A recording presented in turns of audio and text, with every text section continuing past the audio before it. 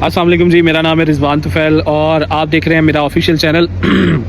एक बात तो डिसाइडेड हो चुकी है कि हमारे मुल्क के अजीज़ ने आफ़तों से कभी भी जो है ना वो छुटकारा नहीं पाना, क्योंकि 1947 से लेके अब तक हमें ये देखने में आ रहा है कि हमेशा पाकिस्तान में जो मसाइल हैं वो बढ़ते चले जा रहे हैं। और अब इंडिविजुअल मसाइल जो हैं वो पाकिस्तान में तो हैं ही हैं। देखें, इंडिविजुअल मसाइल दुनिया में हर जगह होते हैं, शख्सी मसाइल हर बंदे को पेश आते हैं, उसकी बात अलग है, वो दुनिया में अनवाओ इकसाम के हैं, हम उसकी बात नहीं करते। लेकिन जो कौमी मसाइल होते हैं उसके ऊपर जो नेशनल एफर्ट होती है, कौमी मेहनत होती है, कौमी जिद्दोजहद होती है, उसके ज़रिए काबू पाया जाता है। लेकिन हम देख ये रहे हैं कि पुराने मसाइल तो अपनी जगह पर रहे, लेकिन उनमें इजाफा होता चला जा रहा है। आज से तकरीबन 10 साल पहले तक पाकिस्तान में स्मोक का नामो निशान नहीं था।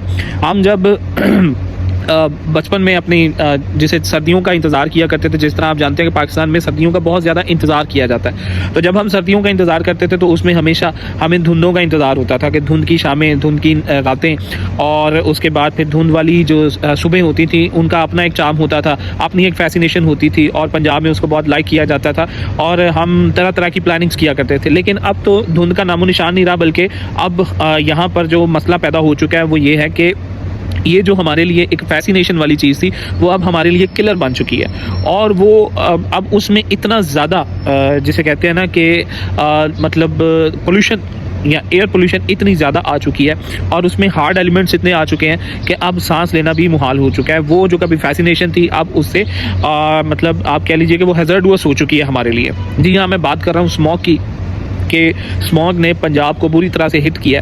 और जैसे ही आप जानते हैं कि अक्टूबर नवंबर आता है तो फिर पूरी दुनिया में हमारा जो पंजाब का, या जिसको कहते हैं ना कि जो पाकिस्तान के सिटीज़ हैं, ये टॉप करना शुरू कर देते हैं, और ये टॉप करते हैं एयर क्वालिटी इंडेक्स के हवाले से।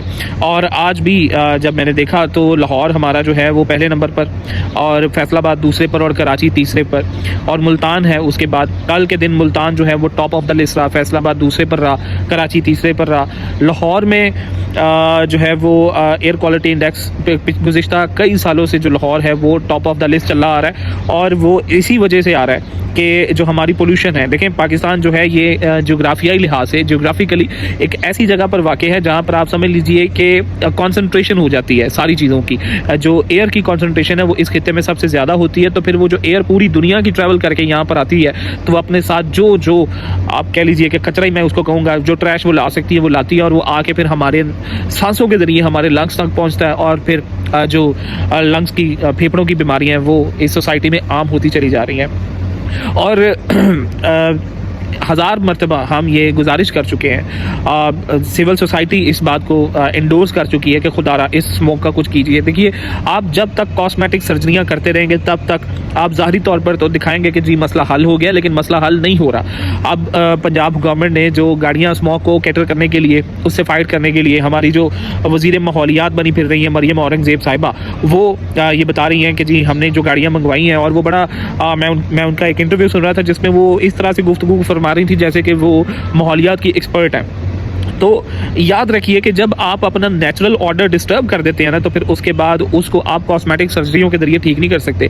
पूरा लाहौर शहर जो तकरीबन 1.5-2 करोड़ की आबादी को कैटर करके बैठा हुआ है, उसको सिर्फ 10 गाड़ियां प्योरीफाई नहीं कर सकती। और वो 10 गाड़ियां भी क्या कर सकती हैं कि 40,000 लीटर को पानी को स्टोर करके तो हवा में फेंक सकती हैं, उसकी फुहार बन के जो स्मोक है वो ज़मीन पर आ जाती है, और कुछ देर के लिए जो है वो हवा साफ़ हो जाती है। लेकिन हम इस मसले का कॉन्स्टेंट हल क्यों नहीं करते, इसके कॉन्स्टेंट सोल्यूशन की तरफ क्यों नहीं आते? और इसका कॉन्स्टेंट सोल्यूशन यही है कि खुदारा आप जो करने वाले काम है वो कीजिए। आप एयर प्योरीफाई को नेचुरल एयर को नेचुरल तरीके से प्योरीफाई कीजिए।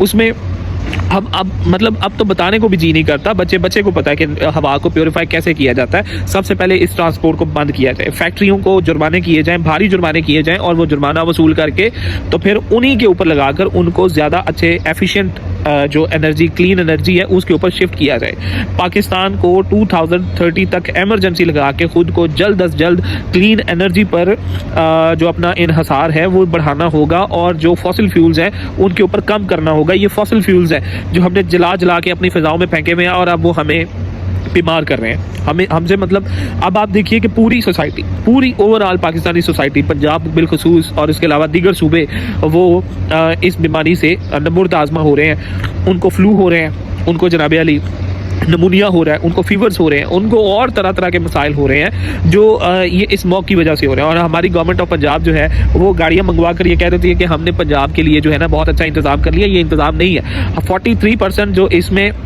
कंट्रीब्यूशन है वो हमारी इसका है ट्रांसपोर्ट का।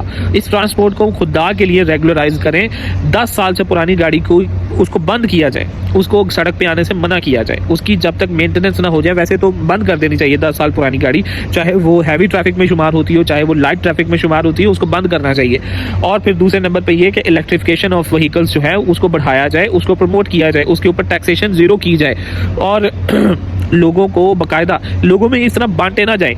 यानी आप इस चीज़ को सब्सिडाइज करें। आप बांटने पे लग जाते हैं, फिर जब बांटते हैं तो वो चंद लोग जो हैं वो आपके ही वर्कर्स होते हैं, वो उससे मुस्तफ़ीद होते हैं, वो व्हीकल्स लेके वो आपकी इन सब्सिडीज़ को एंजॉय करते हुए घरों को चले जाते हैं। और वो बेचारी सोसाइटी जो है, वो जो आम वर्कर है जिसको आपने शय देनी थी, जिसको आपने प्रमोट करना था, जिसको आपने कहना था कि भाई तुम इस ट्रेंड को लेकर चलो, वो बेचारा महरूम का महरूम रह जाता है। और आज आगे बात किस पर आ जाती है फिर कि जी हमने तो प्रमोशन करने की कोशिश की। भाई आपने प्रमोशन की लेकिन सिर्फ आपने अपने वर्कर्स में प्रमोशन की है, आम सोसाइटी में आपने कोई प्रमोशन नहीं की है। तो खुदा के लिए इस स्मॉग जैसी जो अजाब है, इस अजाब से हमारी जो है ना वो निजात दिलाई जाए, हमें निजात दिलाई जाए इससे।